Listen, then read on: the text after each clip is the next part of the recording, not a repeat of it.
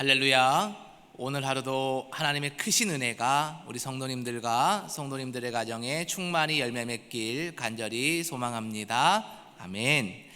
사랑하는 성도 여러분, 오늘 새벽 우리는 요한계시록 18장의 말씀을 통해서 이 세상이 얼마나 악한가, 그리고 영원할 것 같은 이 세상이 하나님이 심판하시면 얼마나 쉽게 무너질 수 있는가, 그리고 이 세상이 무너질 때 우리 성도들은 어떤 자세로 이 땅을 살아가야 하는가, 이것에 대해서 하나님의 말씀을 붙들고 묵상하는 시간을 갖고자 합니다. 요한계시록 18장은 바벨론의 멸망을 다루고 있습니다. 여기서 말하는 바벨론은 구약의 화려했던 도시, 이스라엘을 멸망으로 몰고 갔던 그 바벨론이 아니라 하나님을 떠나서 세상의 탐욕과 권력과 음란과 사치를 따르는 오늘날의 세상 전체를 뜻합니다. 세상의 문화와 세상의 모든 시스템을 뜻하는 비유적인 말이 바로 바벨론이다라는 거죠. 이 바벨론이 무너질 때 그 위에 올라타 있던 자들, 다시 말해서 이 세상이 너무 좋아서 이 세상의 인기와 성공과 이 세상에 매료돼서 이 세상에 올인하면서 살던 모든 자들, 곧 이 세상에서 돈과 권력과 쾌락을 누리며 살던 자들이 세상이 무너지니까, 전부인 것 같은 세상이 망하니까 애통하며 통곡하는 장면이 오늘 본문에 나오고 있습니다. 여기서 애통하며 통곡하는 것은 아이고 세상이 무너졌구나, 하나님을 내가 믿었어야 되는데 내가 잘못했구나, 회개해야지 하는 회개의 눈물이 아니고, 이 세상에 여전히 미련이 있어서 그것을 잃어버린 사람의 후회의 눈물이라는 거예요. 마치 롯의 아내가 소돔과 고모라를 떠나게 해주셨던 하나님의 구원의 은혜를 망각하고 미련이 있어서 잠시 돌아봤다가 소금 기둥이 되는 것과 똑같은 이치가 오늘 본문에 나타난 사람들의 모습이고 마음이다라는 것이죠. 오늘의 본문을 통해서 우리가 깨달았고 도전받아야 될 것은 무엇입니까? 세상에 미련 두지 말자. 세상은 영원한 것이 아니라 유한한 것이고 하나님이 심판하실 대상이고 망할 것이다. 그 망해가는 세상에 미련을 두고 마음을 두고 시간을 두고 우리의 생각을 두면 우리도 똑같이 이 본문에 나타나 있는 사람들과 똑같이 애통할 수밖에 없다. 롯의 아내처럼 세상 바라보고 세상을 미련을 두고 쳐다봤다가 소금 기둥이 되는 어리석음을 범할 수 있으니 세상을 바라보는 눈을 하나님께로 돌리자. 이것이 오늘의 말씀의 핵심인 것이죠. 자, 이 말씀의 핵심을 세 가지를 우리 요점을 보면서 다시 한번 묵상해 보고자 합니다. 첫 번째로는 9절과 10절에 나와 있는 말씀을 붙들고요, 세상의 소망을 두었던 자들이 통곡한다라는 내용입니다. 우리 9절 말씀인데요, 그와 함께 음행하고 사치하던 땅의 왕들이 그가 불타는 연기를 보고, 여기서 그는 바벨론을 의인화한 것입니다. 바벨론이 불타는 연기를 보고 바벨론을 위하여 울고 가슴을 치며, 아멘. 바벨론은 한때 모든 왕들과 상인들과 선주들, 다시 말해 배를 소유한 부자들을 뜻하는 것이죠. 이 사람들이 살고 싶어하던, 부러워하던 화려한 도시였습니다. 그러나 하나님께서 심판하시자 하룻밤 사이에 바벨론이 불타버리고 사라진 것이죠. 바벨론의 멸망을 보고 세상의 왕들이 애통합니다. 왜 애통합니까? 자신들이 기대하고 마음을 두었던 모든 것이 무너졌기 때문입니다. 성도 여러분, 세상의 부와 권력과 인기와 성공은요 절대로 영원하지 않습니다. 그것을 붙드는 삶은 결국 무너질 수밖에 없는 거예요. 세상의 뜻을 두고 사는 것은 언젠가 사라져버리는 허무한 신기루를 붙드는 삶과 같습니다. 여러분, 지금 무엇을 붙들고 살아가십니까? 무엇을 붙들고 기도하십니까? 무엇이 응답되기를 위해서 간구하려고 이 새벽 이전을 찾으셨습니까? 허무한 신기루처럼 세상의 것을 붙들고 기도하지 않으시기를 바랍니다. 눈에 보이진 않지만, 세상은 비웃지만 영원한 하나님의 나라를 붙들고 기도할 수 있는 믿음이 있기를 간절히 축복합니다. 아멘. 두 번째는 11절부터 17절에 걸쳐서 나오는 내용인데요, 돈과 물질에만 의지하던 상인들의 애통함이 그려지고 있습니다. 11절과 15절을 제가 받들어 읽겠습니다. 땅의 상인들이 그를 위하여 울고, 동일하게 바벨론입니다. 애통하는 것은 다시 그들의 상품을 사는 자가 없음이라. 15절입니다. 바벨론으로 말미암아 치부한 이 상품의 상인들이 그의 고통을 무서워하여 멀리 서서 울고 애통하여. 아멘. 본문은 바벨론과 함께 망한 물건의 목록을 기록하고 있습니다. 이게 무슨 얘기냐면 바벨론에서 주로 무역을 하는 대상이 되는 목록들, 그래서 부와 명예를 가지고 왔던 이 목록들이에요. 그러니까 그 당시 사람들이 화려한 도시 바벨론을 떠올리면, 아, 바벨론을 가면 이게 있지, 아, 바벨론에 가면 그 좋은 게 있지 했던 이 물건의 목록들이에요. 금, 은, 보석, 비단, 향료, 포도주, 기름, 곡식, 가축들이 있습니다. 그리고 여러분 13절에 보면 마지막에 가장 중요하고 비싼 목록이 하나 등장해요. 충격적인 표현이죠. 무엇입니까? 사람의 영혼들이라. 아주 충격적입니다. 여러분, 당시 바벨론에서 가장 인기 있는 거래 품목이 뭐예요? 사람인 거예요. 사람을 사고 파는 거예요. 얼마나 두렵고 무섭습니까?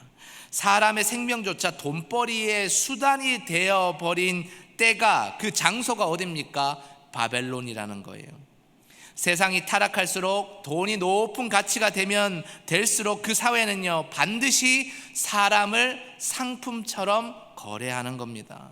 여러분, 지금 이 세상도 당시의 바벨론과 다르지 않지요? 사람이 사람을 수단으로 삼고 영혼보다 자신의 손바닥에 들어오는 동전, 이익이 더 중요한 세상, 그런 세상은 여러분 결코 오래가지 않습니다. 사람을 수단으로 삼고 사람을 돈벌이의 수단으로 삼는 세상은 하나님께서 미워하시기 때문에 반드시 심판하신다라는 거예요. 반드시 무너진다는 겁니다. 여러분, 중소기업을 운영하는 한 장로님의 간증을 제가 들은 적이 있어요. 그 장로님이 눈물을 흘리시면서 어떤 간증을 하셨냐면, 성도 여러분, 저는 죄인입니다.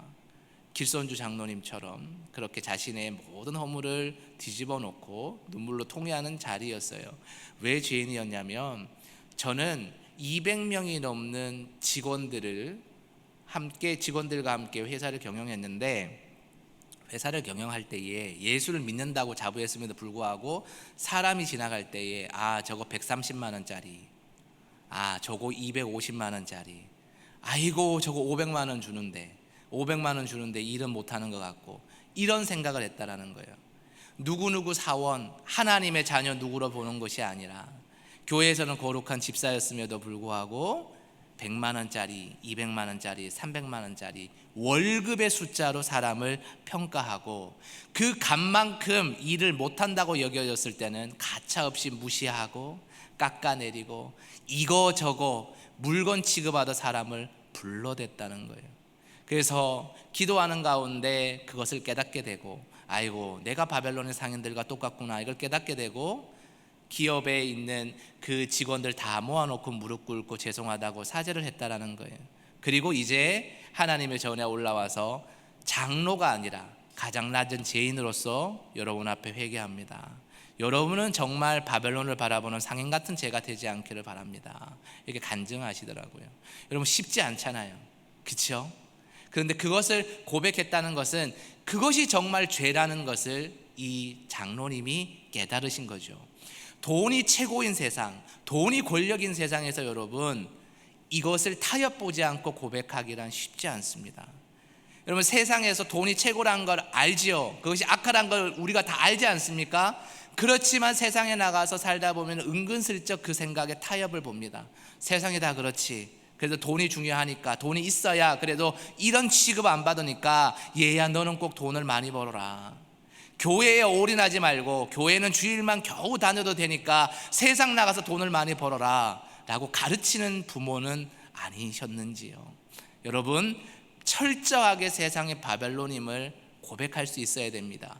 그래야 하나님이 세상의 주인 되셔서 우리의 심령을 붙드시고 세상을 하나님의 나라로 정복하며 살도록 우리를 사용하시는 거예요. 그것이 세상을 이길 수 있는 자녀로 자라나게 하는 것이고, 그래야 이 세상을 정복하며 복을 얻는 아브라함의 후손, 믿음의 후손이 우리가 될 수 있는 것입니다. 여러분 꼭 기억하십시오. 바벨론은 무너집니다. 그리고 그 무너진 바벨론 위에 하나님의 나라가 세워짐을 확신하시고, 세상의 눈을 돌리는 것이 아니라 하나님의 말씀과 복음을 붙들고 살아가는 여러분과 여러분의 자녀들이 되기를 간절히 소망합니다. 아멘. 마지막 세 번째는요, 17절에서 19절에 나오는데요, 무너지는 배 위에서 통곡하는 선주들이 등장하고 있습니다. 17절과 19절을 제가 중요한 부분만 읽어보겠습니다. 모든 선장과 각처를 다니는 선객들과 선원들과 바다에서 일하는 자들이 멀리 서서 외쳐 이르되 이 큰 성이 한 시간에 망하였도다. 아멘. 여기 등장하는 사람들은 세상을 통해, 세상의 시스템을 통해서 삶을 영위하던 전문가들, 상업의 주역들입니다. 그들이 바라보는 도시는 무엇입니까? 화려한 큰 성이 아니라 신기루였던 것이지요.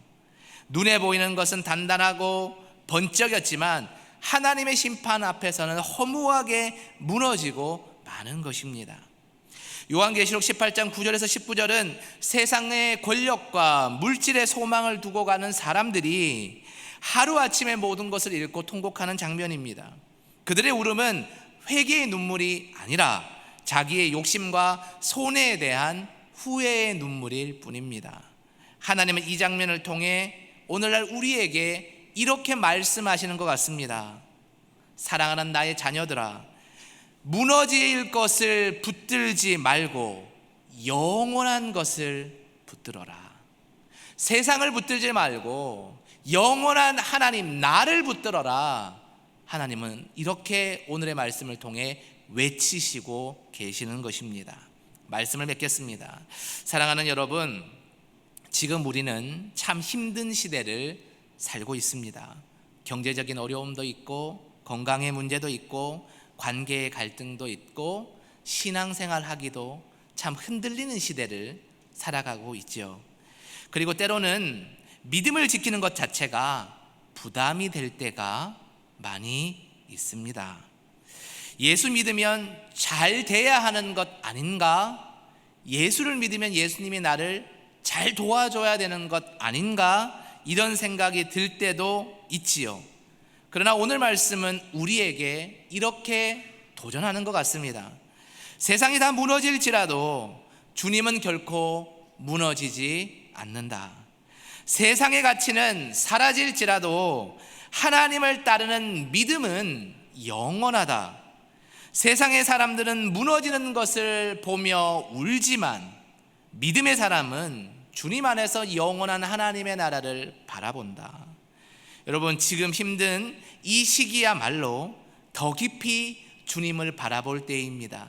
흔들리고 혼란한 이 시대야말로 더 꽉 주님의 보좌를 붙들어야 할 때가 아니겠습니까? 더 낮은 자리에서 더 순전한 마음으로 영원히 무너지지 않는 우리 하나님의 나라를 붙드는 지혜로운 여러분이 되기를 간절히 축복합니다. 여러분, 질문합니다. 여러분은 지금 무엇을 붙들고 계십니까? 허무하게 무너질 신기루와 같은 세상의 바벨론의 영광입니까? 아니면 지금 당장 눈에 보이지 않는 것 같을지라도, 미약해 보일지라도 영원한 하나님의 나라입니까?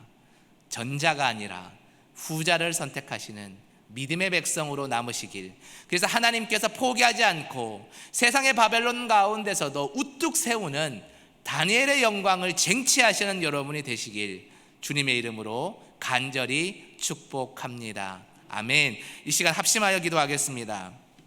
기도하실 때에 오늘의 마지막 질문처럼 하나님 아버지, 혼란하고 힘든 이때이지만 세상의 바벨론의 영광이 아니라 하나님 나라의 영광을 붙들고 기도하며 살아갈 수 있는 주의 백성들 되게 하여 주옵소서.